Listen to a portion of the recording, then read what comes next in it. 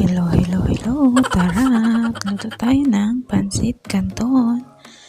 Ayan guys, luto na siya. At ayan, nilalagay ko na siya sa lalagyan at minikos ko na siya insan. O diba? Ayan, at pupunta ako doon at kukuha ako ng aking kanin. Kasi gutom na ako dyan.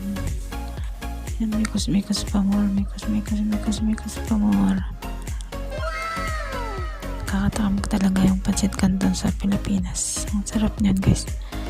Silimansi at saka may coffee. Alikape, baka naman. Yan yung pansit canton na kalamansi flavor. Tinalolo ko na rin yung